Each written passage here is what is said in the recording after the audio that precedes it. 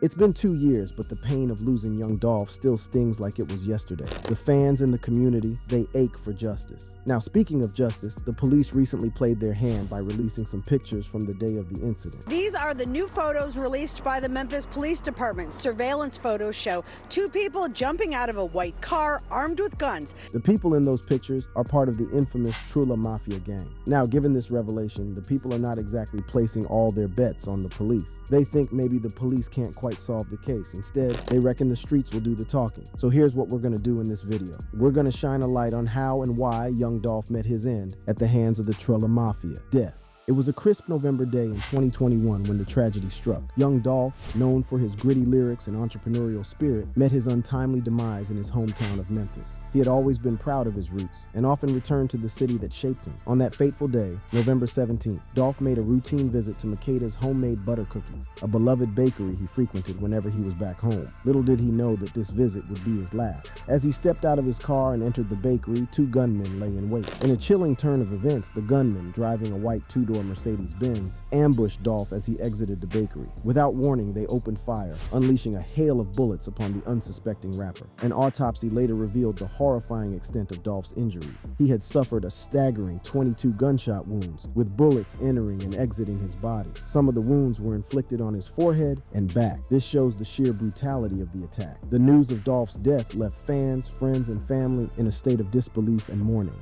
As word of the shooting spread, crowds of hundreds of people descended upon the scene of Dolph's death. Emotions ran high as grief-stricken fans and curious onlookers gathered, their presence turning the area into a chaotic and somber scene. Tennessee House Representative London Lamar and Memphis Councilman J.B. Smiley were quick to react, recognizing the potential for civil unrest and violence. In an effort to maintain peace, they called for a curfew in Memphis, urging residents to stay indoors and avoid any confrontations that could escalate tensions. The loss of Young Dolph sent shockwaves not only through Memphis, but also through the entire hip-hop community and the music industry. Dolph was more than just a rapper. He was a hometown hero, someone who had risen from the streets to achieve success on his own terms. His music resonated with his fans, who saw in him a reflection of their own struggles and aspirations. In the wake of Dolph's tragic death, the city of Memphis came together to mourn the loss of one of their own. On Tuesday, November 30th, 2021, a somber service was held at First Baptist Church, Broad Street, to honor Dolph's memory. The church was filled with mourners, paying their respects to a man whose impact had reached far beyond the confines of the music industry. After the service, the family's cars, all black SUVs, drove to the cemetery near Hamilton High School, where Dolph went to school. Escorted by security and the Memphis police, the procession marked a final farewell to the beloved son of Memphis. In the wake of Young Dolph's tragic death, the hip-hop community demanded answers, and the authorities wasted no time launching a thorough investigation to bring the perpetrators to justice. On January 5th, 2022, a breakthrough came in the case. The police identified one of the suspects responsible for Dolph's murder as 23-year-old Justin Johnson. A first-degree murder warrant was issued for his arrest, and the Tennessee authorities offered a reward of up to $15,000 for any information leading to his capture. Justin Johnson, also known by his rap name Straight Drop, had a troubling history of criminal charges and violence. He was no stranger to organized criminal gangs, but Johnson was not the only suspect in custody. Another individual, 32-year-old Cornelius Smith, was arrested for the theft of the car used in Dolph's murder. On January 11th, Smith was indicted on first-degree murder, weapons possession, and theft charges. The same day, Johnson was captured by police in Indiana. Thanks to the relentless efforts of law enforcement and over 500 tips from the public, the investigation took another turn when 27-year-old Shundell Barnett, a passenger in the vehicle driven by Johnson, was also arrested. Barnett was charged with being an after-the-fact accessory to the crime. The authorities were determined to hold all those involved accountable for their actions. An after-the-fact accessory is someone who helps criminals after they've committed a crime. They didn't participate in the crime, but they assisted the wrongdoers. By doing things like hiding evidence, giving a fake excuse, or helping them get away, it simply means guilty by association. As the suspects awaited trial, they had difficulties finding legal representation. Both Johnson and Smith struggled to secure lawyers, prompting Judge Lee Coffey to issue an ultimatum. He made it clear that he would not allow them to languish in jail without legal representation indefinitely. If they failed to hire lawyers by February 4th, the judge would appoint a private attorney to represent them. The legal proceedings took a surprising turn on February 7th when Johnson appeared in court for allegedly violating a sex offender registration charge. Reports emerged that he had been convicted of aggravated rape in 2015. That day, Johnson claimed he was unable to afford an attorney. On February 11th, 7th, both Johnson and Smith pleaded not guilty to first-degree murder and the other criminal charges they faced. But the story didn't end there. On November 10th, 2022, a shocking revelation came to light. Another person, Hernandez Govan, who is 43 years old, was charged with killing Young Dolph and planning the crime. It's said that Govan ordered the attack on Dolph. Because of the serious charges and legal processes, the trial of the individuals accused of killing Young Dolph probably won't happen until 2024. In June 2023, a significant development occurred when Jamarcus Johnson reached a plea deal. He pleaded guilty to 3 counts of accessory after the fact in exchange for having his conspiracy to murder charge dropped. As part of the deal, Johnson agreed to testify against the other suspects at their upcoming trials, providing crucial information that could help secure convictions. The impact of Young Dolph's music and philanthropy extended far beyond Memphis. He was known for giving back to his community, organizing Thanksgiving turkey drives, and donating to his alma mater. His commitment to uplifting others was a testament to his character and the values he held dear. In the wake of his passing, the city of Memphis approved a street renaming in his honor. Dunn Avenue and Airways Boulevard intersected to become Adolph Young Dolph Thornton Jr. Avenue, a permanent reminder of Dolph's impact on his hometown. The street, located just east of Castelia Heights, where Dolph was raised and not far from the site of his tragic death, served as a testament to his enduring legacy. But the remembrance of Young Dolph went beyond street names. In February 2022, 2 Tennessee lawmakers, Representative Torrey C. Harris and former Senator Katrina Robinson, proposed a bill to establish November 17th as the Adolph Thornton Day of Service. The bill highlighted Dolph's acts of philanthropy and described him as an exemplary gentleman and consummate professional who dedicated himself to improving the quality of life for his fellow citizens.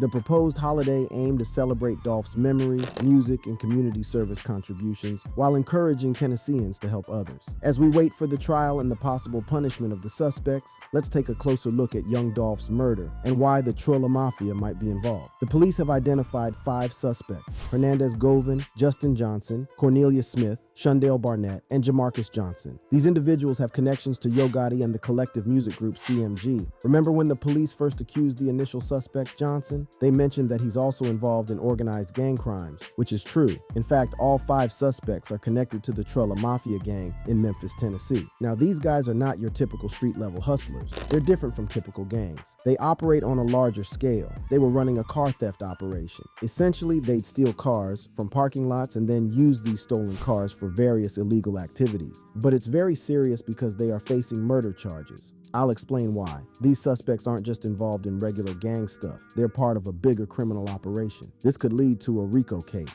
During their trial, prosecutors might say their connection to the gang, their involvement in various illegal activities like car theft, and their role in Young Dolph's murder could all be part of a RICO case. RICO lets law enforcement target not only individual criminals, but the entire criminal organization and its members. It's a powerful tool to take down and prosecute complex criminal networks like the one these suspects are allegedly in. Now, what's the connection between Trella Mafia and Young Dolph? To understand what happened, let's start by saying Young Dolph started his record label, Paper Route Empire, in 2010.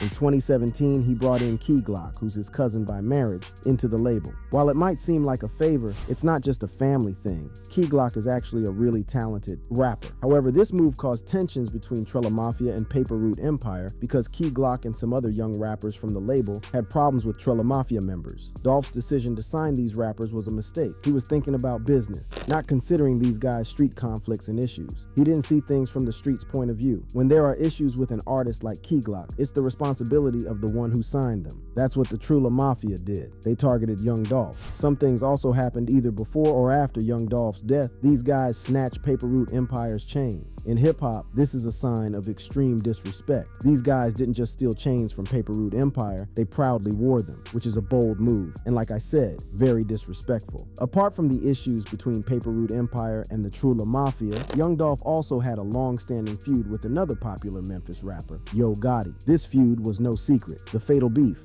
Over the years, the rap scene in Memphis, Tennessee has produced some of the industry's most influential artists. But in the past decade, 2 names have emerged as the frontrunners, Young Dolph and Yo Gotti. Their paths would eventually cross, leading to a feud that would captivate the entire industry. It all began in August 2014 when Young Dolph, fresh off the release of his mixtape, High Class Street Music for American Gangster, made an appearance on Sway in the Morning. During the interview, Dolph revealed that he had declined a record deal from none other than Yo Gotti himself. Everybody almost came to me with different situations like, man, let me help you with this and do that. But me in my position, like I got too much of my own money tied in this and too much of my own time in it. Like I got too much invested in it.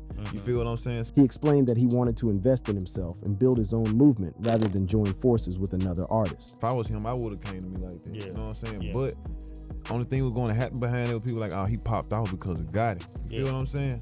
Which I can't do that because I got too much of my own time and money invested in it. You feel what I'm saying? So, like I said, like... And I know Gotti respect that because he did the same thing. Exactly. While Dolph pointed to this decision as the root of their beef, Yo Gotti has never confirmed or denied this claim. Fast forward to February 18th, 2016, when Young Dolph made a bold move that raised eyebrows. He announced that his debut album would be titled King of Memphis. This title was significant because Yo Gotti had long referred to himself as the King of Memphis. Dolph's album title was seen by many as a direct shot at Gotti, a challenge to his claim to the throne. While Yo Gotti remained silent on the matter, the Memphis rap scene and the wider rap community saw it as a clear provocation. Despite the tension between them, Young Dolph downplayed the beef in February 2016 during an appearance on Hot 97's Ebro in the Morning Show. He acknowledged Yo Gotti as one of his earliest supporters and claimed that the rumored tension between them was overstated. However, the underlying rivalry continued to simmer beneath the surface. The feud took an unexpected turn on March 12, 2016, when Black Youngsta, an artist signed to Yo Gotti's CMG label, began dissing Young Dolph.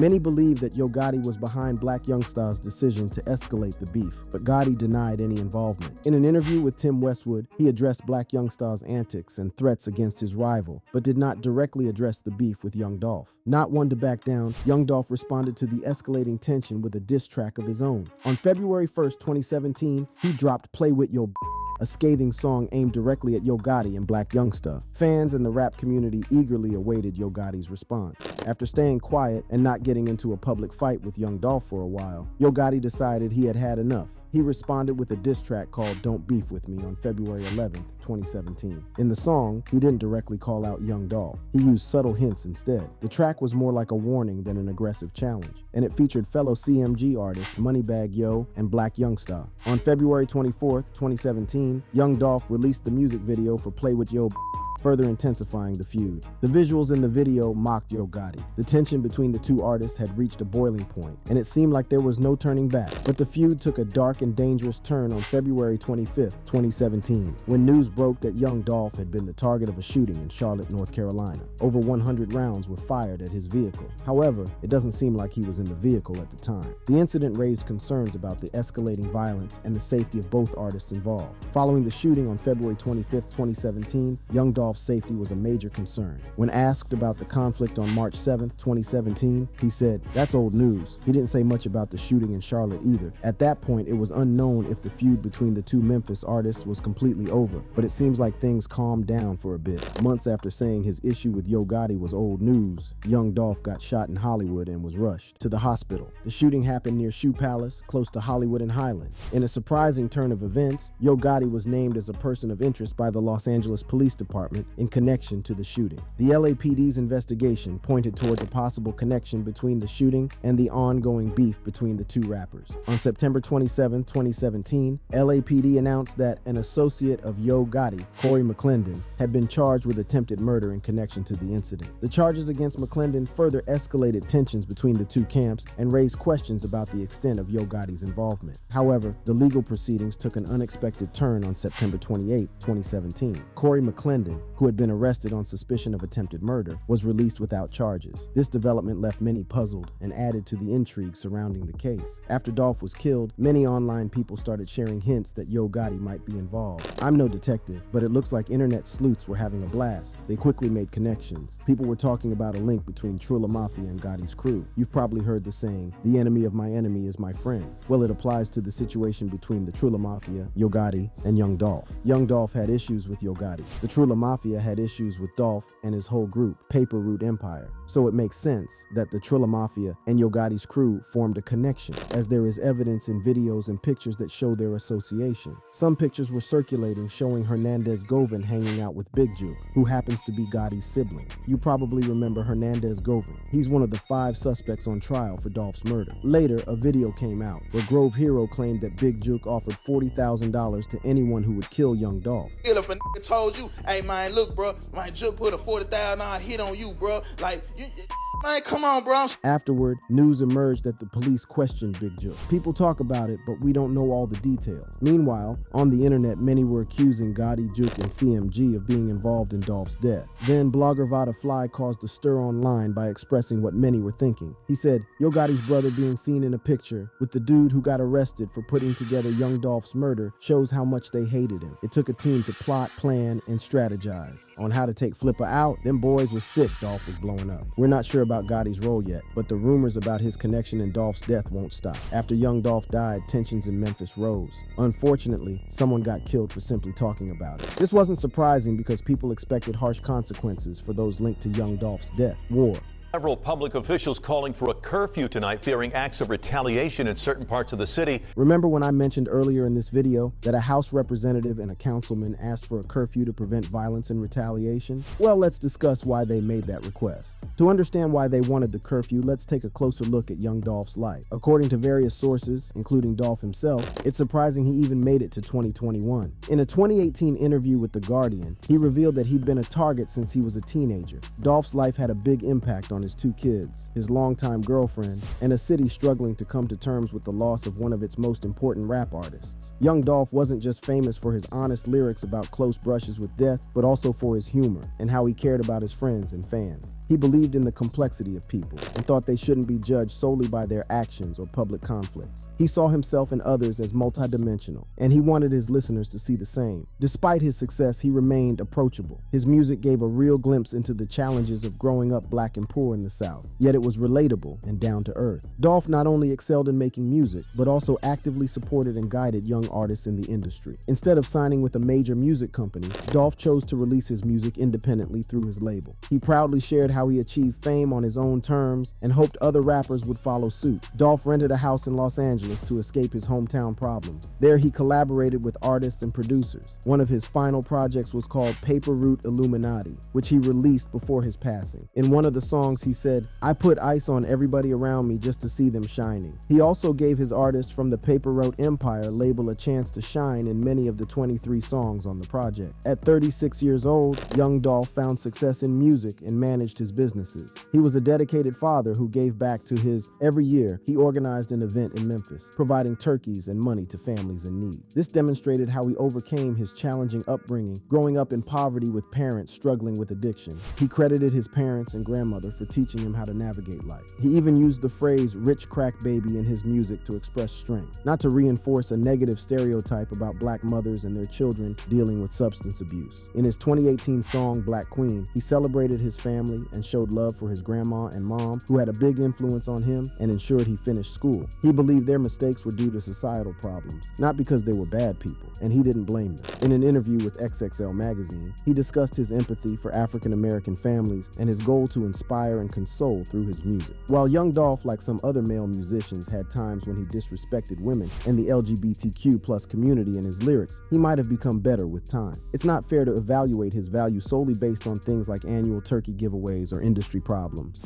Dolph showed he cared for his family, helped his community, and served as a positive role model for many, looking past their actions or mistakes. I mean, going by all these, we can see why his people were really pained and angry. They felt a deep loss, and some of them wanted revenge. Unfortunately, not much time passed before someone was killed. Shortly after being suspected in the Young Dolph murder case, a person named Joshua Taylor was killed. He was identified as the victim of a shooting in Memphis on June 14, 2023. The police are still investigating and haven't found a suspect yet. In February 2022, Taylor, also known as CEO Teezy, was wanted by the police for several crimes, including theft and having a prohibited weapon. He was also connected to Justin Johnson, one of the people accused of killing Dolph. Investigators were interested in whether Taylor knew anything about Johnson's whereabouts on the day of the murder, even though Taylor wasn't directly charged with the crime. Taylor gained attention for making jokes about Young Dolph's death, which angered many people and made him a target. If you explore online sources other than mainstream news, you'll discover interesting information. Some suggest that Taylor had strong connections to the Trella Mafia in Memphis and might have even been a leader in this gang. Teezy was the head of Trulla Mafia. Do y'all understand what that means? That means if anybody that's in Trulla got anything to do with Young Dolph's death, Justin Johnson. Teezy at the end of the day gives the okay. Even more surprising is that there's a rapper named J Money Trulla who collaborated with Young Dolph on a song called Take My Life. Sadly, J Money Trulla was killed in 2016, and later, his brother D Money met the same fate. Some suggest that another rapper named Uncle Danny, signed by Young Dolph, might be responsible for D Money's death. It's all quite interesting. Another incident that seemed like an act of revenge was the killing of Big Nooski. He was tragically shot and killed shortly after revealing his location on Instagram. As the news of his unfortunate death spread, people began wondering about the reasons behind it, sparking guesses and investigations. The main focus of these speculations is Big Nooski's connections and relationships. He was known to be related to Big 30 and was part of Moneybagg Yo's label, which is known as the Collective Music Group. There were rumors that he knew one of the suspects in Dolph's murder, Justin Johnson. The main question is, did his murder happen as revenge for Young Dolph's killing? Even if we don't have clear evidence that Big Nooski was part of Young Dolph's murder, in the street, perception matters more than fact. Simply being linked to a group can put you at risk. It's an unwritten rule on the streets. If one group is hurt, another connected group might strike back. Even if Big Nooski isn't responsible, this situation shows how difficult it is to stay safe while making it in the music industry. Success can have consequences, and holding on to past connections can lead to deadly outcomes. Some people think that leaving their neighborhood and disconnecting from dangerous situations is important for their family's future. Rapper Lotta Cash Desto,